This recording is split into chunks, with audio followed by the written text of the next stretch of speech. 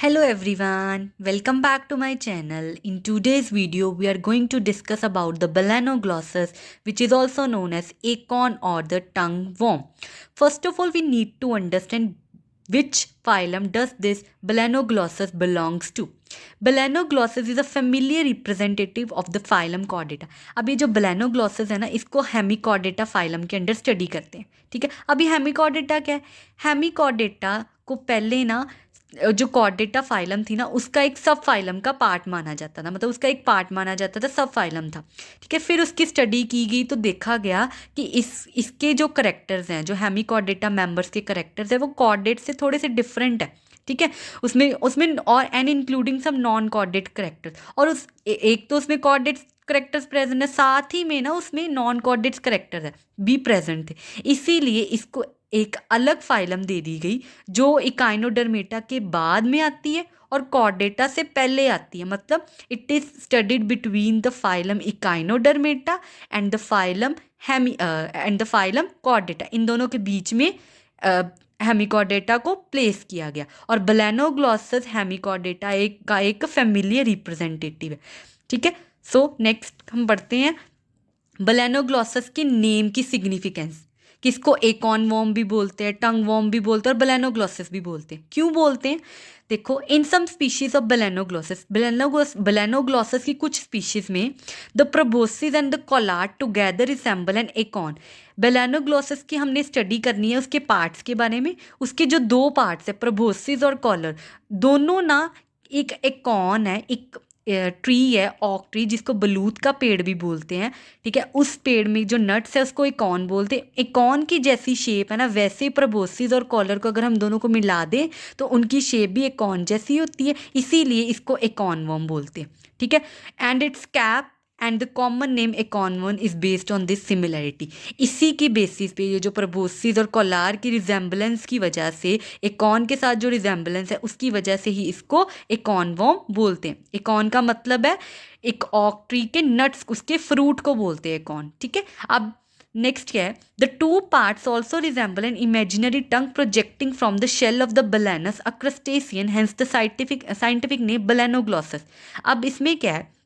अब दो पार्ट्स जो हैं, ये जो प्रोबोसिस और कोलार है, एक तो वे एक ऑन के साथ जो नट्स है, ऑक ट्री का जो नट्स है उसके साथ रिजेंबल करते हैं.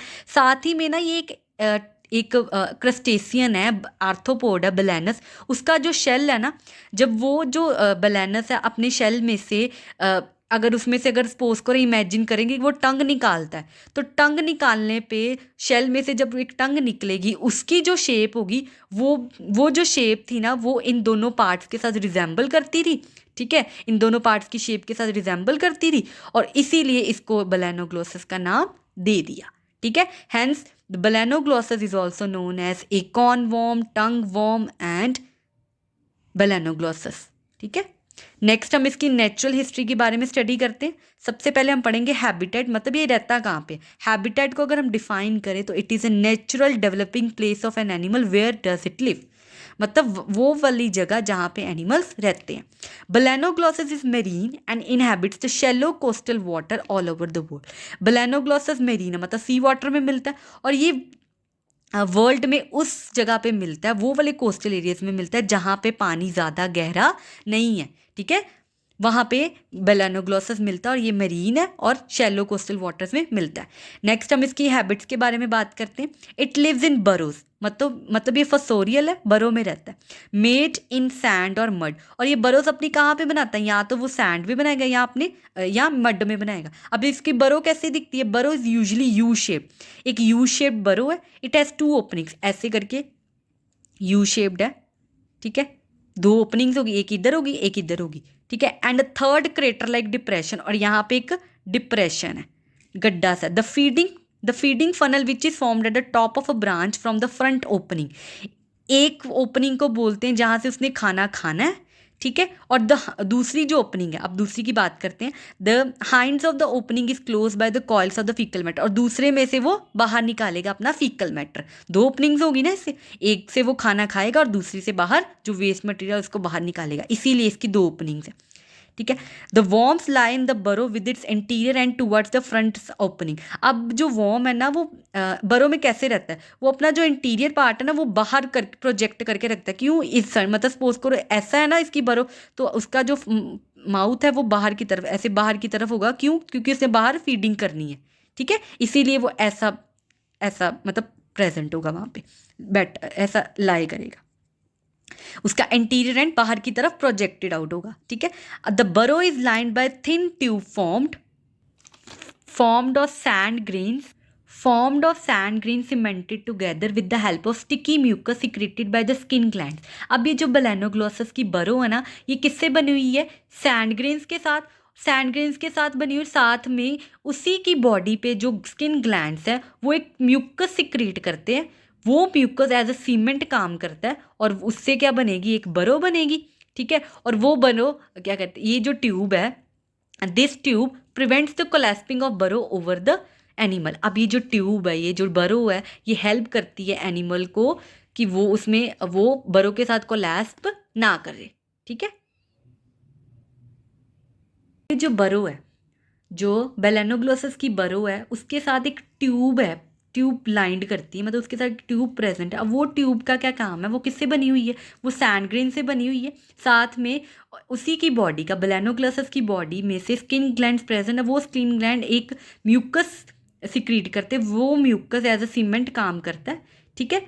और वो mucus plus sand grains together मिलके एक बरो बनाते हैं, ठीक है। अब ये जो ट्यूब बरो के साथ प्रेजेंट है, ये क्या करती है, हेल्प करती है एनिमल को कि ताकि वो बरो के साथ कोलैस्प ना कर जाए, उसके साथ टकरा ना जाए, ठीक है। टकराएगी तो खराब हो जाएगा, ठीक है, इसलिए। The expose tidal flats are often dotted with the faecal coils of the acorn worm. मतलब जहाँ पे क्या कहते हैं इसकी, exposed tidal flats are often dotted with the fecal coils of the acorn worm। अब जो दो ओपनिंग्स हैं बरो की, एक ओपनिंग से तो वो खाना खाता है, दूसरी ओपनिंग से वो निकल अपने फेस मटेरियल बाहर निकलता है। जहाँ पे भी इसकी बरो प्रेजेंट होगी ना, वहाँ उस बरो के पास में ना उसके फीकल कॉइल्स प्रेजेंट होंगे, जिससे पता चल जाएगा कि यहाँ पे एकॉन वर्म रहता है, ठीक है। Balanoglossus feeds on plankton and organic debris. अब बेलेनोग्लोसस खाता किसको है, वो प्लैंकटन्स को, जो स्मॉल माइक्रोस्कोपिक प्लांट्स जो पानी में रहते हैं उसको खाता है, साथ में जो भी ऑर्गेनिक डेब्रिस है उसको खाता है। It is a sluggish creature and moves about slowly. ये बड़ा ही आलसी मतलब क्रिएचर और बड़ा ही स्लो चलता है अपने सीलिया के हेल्प से, जो उसकी पूरी बॉडी में प्रेजेंट है, ठीक है। अब इसमें sexes are separate and fertilization takes place in sea water. मतलब एक्सटर्नल फर्टिलाइजेशन होती है इसमें, और सेक्सेस मेल अलग है, फीमेल अलग है, ठीक है। There is a free swimming ciliated tornaria larva in the life cycle. अब बेलेनोग्लोसस की लाइफ साइकिल में मतलब इसकी जो जो डेवलपमेंट है दैट इज इनडायरेक्ट, मतलब उसमें लार्वा बनता है, ठीक है, लार्वा बनता है, और उस लार्वा को क्या बोलते हैं, टॉर्निया लार्वा, टॉर्नेरिया लार्वा। इसमें पावर ऑफ रीजनरेशन भी होती है, अगर मतलब इसका एक पार्ट अगर कुछ लॉस्ट हो गया तो वो जल्दी से रीगेन कर लेगा, ठीक है। That means it has a good power of regeneration. One species is intensely phosphorescent and another swims on the surface of it. मतलब इसकी कोई स्पीशीज होगी जो बड़ी चमकती दिखाई देगी, और कोई स्वैम करके, मतलब कोई। अब ये जो बेलेनोग्लोसस है, इसकी कुछ स्पीशीज तो फॉस्फोरेसेंट, मतलब वो थोड़ी थोड़ी लाइट को रिफ्लेक्ट करती है, और कुछ स्पीशीज कॉलोनी बना के रहती है, मतलब इकट्ठी रहती हैं कहाँ पे, सरफेस ऑफ वाटर, जो सी वाटर के सरफेस में वहाँ पे प्रेजेंट होती हैं, ठीक है। नेक्स्ट हम इसकी एक्सटर्नल करेक्टर्स की बात करते हैं। Balanoglossus is an elongated cylindrical worm like animal. जो अब ये जो बेलेनोग्लोसस है, इसकी जो बॉडी है वो इलोंगेटेड है, और जो बॉडी है उसकी शेप कौन सी, सिलेंड्रिकल, और वो कैसे दिखता है, एक वॉर्म लाइक एनिमल की तरह दिखता है, ठीक है।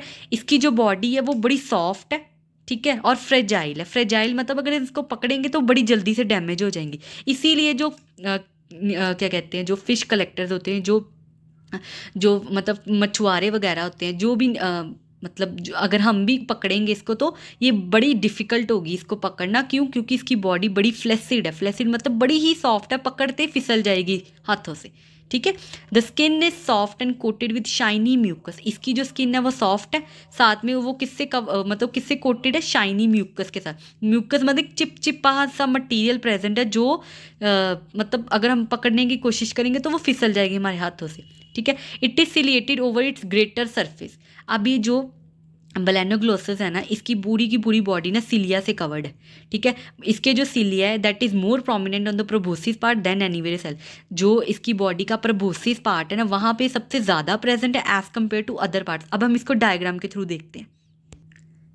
This diagram represents the external characters of Balanoglossus. अब ये देखो, इसका प्रोबोसिस पार्ट है, ये कॉलार है, ये ब्रेंचियो जेनिटल रीजन है, जेनिटल विंग है, यहाँ पे पैटिक रीजन है और एनस है। इसकी हम अभी स्टडी करेंगे। सबसे पहले हम देख लेते हैं इसके जो प्रोबोसिस पार्ट है ना, यहाँ पे सबसे ज़्यादा सीलिया प्रेजेंट है, मोर प्रोमिनेंट। पूरी की पूरी बॉडी वैसे तो सीलिया के साथ कवर्ड है, बट सबसे ज़्यादा जो है ना वो इस पार्ट में प्रेजेंट है सीलिया, ठीक है। तो नेक्स्ट हम बात करते हैं। The largest species of Balanoglossus gigas is over 1.5 metre long and makes 3 metre long burrow. यहाँ पे बरो आएगा। अब ये जो बेलेनोग्लोसस की एक स्पीशीज़ है जिसका नाम है बेलेनोग्लोसस गिगास, ये सबसे लंबी है, ठीक है। सबसे लंबी स्पीशीज़ है जिसकी हाइट कितनी है 1.5 मीटर लॉन्ग, और ये कितने मीटर गहराई तक मतलब बरो बना सकती है 3 मीटर तक। ये कहाँ पे मिली थी? Mostly found in Brazil to USA, ठीक है। ये यहाँ इस एरियाज में ये वाली स्पीशीज़ मिली थी, ठीक है। The body is often brightly coloured and emits a characteristic unpleasant smell like iodoform. This smell perhaps give protection, ठीक है। अब इसकी जो बॉडी है ना वो ब्राइटली कलर्ड है और एक गंदी सी स्मेल इसकी ये करेक्टरिस्टिक एमिट करती है। इसकी एक गंदी सी स्मेल है। वो जो स्मेल है वो किसकी तरह, जैसे कि कोई आइडोफोम नहीं होती उसकी गंदी सी स्मेल होती है, वैसे इसकी बॉडी में से स्मेल आती है। और ये स्मेल क्या करती है, ये जो भी एनिमी उसके पास आएगा उसको ये गंदी सी स्मेल आएगी और वो चला जाएगा उधर से। तो एज ए प्रोटेक्शन काम करती है ये स्मेल, ठीक है। ये जो अनप्लेजेंट स्मेल है जो किसकी तरह है, आइडोफोम की तरह, ठीक है। नेक्स्ट हम बात करते हैं बेलेनोग्लोसस की बॉडी की डिविजन्स के बारे में। अब ये जो बेलेनोग्लोसस की बॉडी है ना, it is differentiated into 3 region. ये 3 रीजन्स में डिवाइडेड है। अब हम देखते हैं कि कौन कौन से रीजन है। एक तो प्रोबोसिस है जिसको प्रोटोसोम भी बोलते हैं, कोलार रीजन जिसको मीजोसोम बोलते हैं, और trunk region which is also known as the metasome. अब हम इन तीनों के बारे में डिस्कस करते हैं, प्रोबोसिस, कोलार और trunk, which is the 3 regions of the body of Balanoglossus. So first region is the proboscis, ठीक है। It is the anterior part of the body. It is short and conical in form. अब ये जो proboscis है ना, ये Balanoglossus की जो बॉडी है ना उसका एंटीरियर पार्ट है, शॉर्ट है और साथ में कॉनिकल है। मतलब इसको हम डायग्राम के थ्रू देखते हो। ये देखो, this part represent the proboscis which is the anterior part of the body, short and conical in form, tapers in anteriorly, आगे की तरफ से ये टेपर कर रहा है। अब इसकी जो है ना प्रोबोसिस की, इसकी जो वॉल है दैट इज वेरी मस्कुलर, मतलब थिक है और मस्कुलर वॉल है। और इस प्रोबोसिस के अंदर ना एक कैविटी प्रेजेंट है, उस कैविटी को हम बोलते हैं प्रोबोसिस सिलोम। अब ये जो कैविटी है ये बाहर की तरफ खुलती है कि अपर्चर के थ्रू, उस अपर्चर को हम बोलते हैं प्रोबोसिस पोर। और वो वाला जो पोर है वो ये जो प्रोबोसिस के बेस के मिड डॉर्सल साइड पे प्रेजेंट है, ठीक है। एक वो पोर प्रेजेंट है, क्या बोलते हैं उसको? Proboscis pore. It encloses a cavity which is called proboscis coelom and it opens out by a minute pore which is called the proboscis pore that is situated mid dorsally near the base. अब हम आगे बात करते हैं। The proboscis pore can be relaxed by taking in और focusing out sea water. अब ये जो पोर खुलता रहता है कभी जब अब हमें पता है कि जो बेलेनोग्लोसस है वो मेरीन एनिमल है, वो सी वाटर में रहता है। तो जब भी सी वाटर का पानी उसकी बॉडी के अंदर पोर के थ्रू आएगा तो वो फोकस करेगा। इन शॉर्ट अगर हम प्रोबोसिस की बात करें तो it is relax by taking in और फोकसिंग आउट सी वाटर। ये जो प्रोबोसिस पोर है खुलता और बंद होता रहता है जब सी वाटर का पानी इसके अंदर आता है, ठीक है। किसके थ्रू? पोर के थ्रू, ठीक है। अब ये जो मैकेनिज्म है पानी का अंदर आना और पानी का बॉडी में से बाहर जाना पोर के थ्रू, ये बेलेनोग्लोसस को बरो बनाने में हेल्प करता है, ठीक है। अब हम नेक्स्ट बात करते हैं जो पोस्टीरियर पार्ट है ना प्रोबोसिस का, that is narrow part and that part is called the neck which is also known as the proboscis stalk.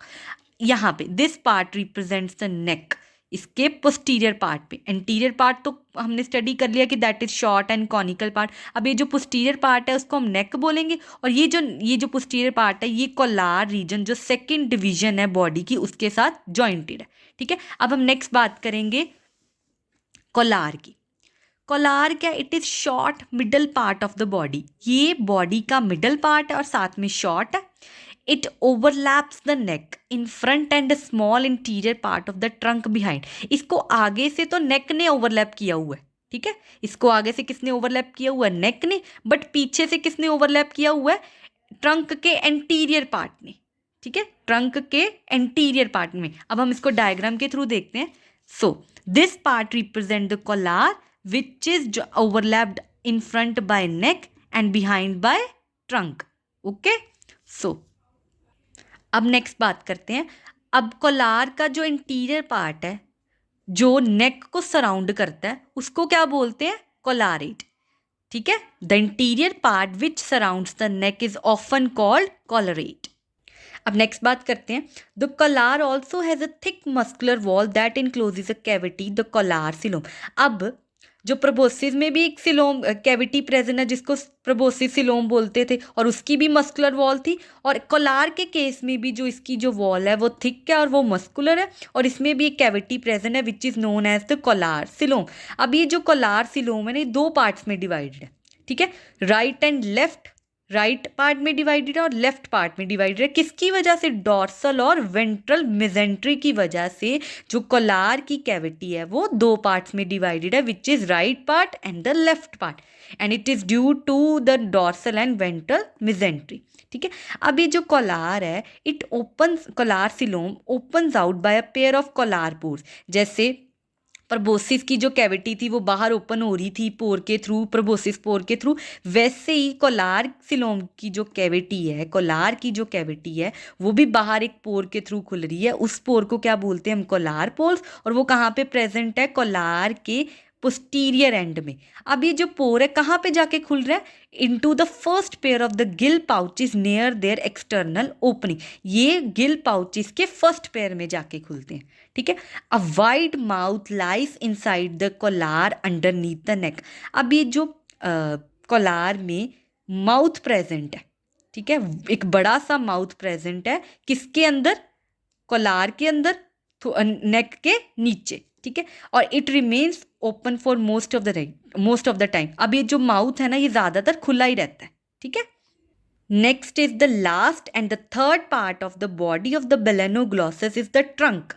The trunk is the posterior and the largest part of the body. अभी जो trunk है ना, it is the largest and the posterior part है, ये सबसे लंबा part है body का, और ये तीन पार्ट्स में डिवाइडेड है। कौन कौन से पार्ट्स है, अब एंटीरियर पार्ट जो है वो ब्रांचियर जेनिटल पार्ट से डिवाइडेड है, मिडल पार्ट है हिपैटिक, एंड पोस्टीरियर पार्ट कौन सा है, अब्डोमिनल रीजन, ठीक है। अब हम इसकी स्टडी करते हैं एंटीरियर ब्रांचियर जेनिटल रीजन की।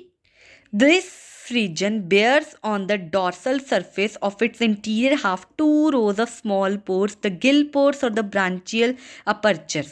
अब इस रीजन में ना ये अपने डॉर्सल साइड पे दो रोज प्रेजेंट होती है पोर्स की, उन पोर्स को क्या बोलते हैं, गिल पोर्स या उसको ब्रांचियल पोर्स बोलते हैं, ठीक है। जैसे एक ऐसे प्रेजेंट होगी, एक ये रो होगी, एक ऐसी रो होगी, ठीक है।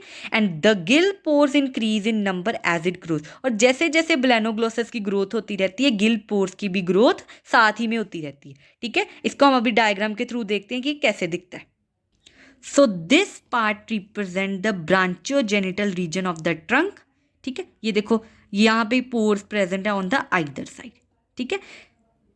अब ये रीजन क्या शो करता है, it shows lateral to the gill pores a pair of longitudinal prominences. अगर हम इसको लेटरल साइड से देखें, गिल पोर्स के लेटरल साइड से देखें ना, तो हमें क्या शो होगा, एक लॉन्गिट्यूडनल प्रोमिनेंसेस शो होगी, और ये प्रोमिनेंस क्या शो करते हैं, this mark the position of gonads inside and are called genital ridge. अब ये जो प्रोमिनेंसेस है ये क्या शो करते हैं, गोनैड्स को, जो रिप्रोडक्टिव ऑर्गन्स है उनको शो करते हैं, इसीलिए इसको क्या बोलते हैं, जेनिटल रीजिस। कुछ स्पीशीज की बात करें तो these prominences take the form of large extensions of the body and are then termed as genital wings. कुछ स्पीशीज जो बेलेनोग्लोसस की हैं उसमें क्या है, ये जो प्रोमिनेंसेस है ना वो बाहर की तरफ एक्सटेंडेड पार्ट है, ठीक है, बॉडी से बाहर निकला प्रोजेक्टिंग पार्ट है, तब इसको वो एज विंग्स दिखेंगे, इसीलिए उस पार्ट को क्या बोलते हैं, जेनिटल विंग्स। अभी इसको हम डायग्राम के थ्रू ये देखो, This part represent the genital wing, which in some species of Balanoglossus it's the extended part of the body.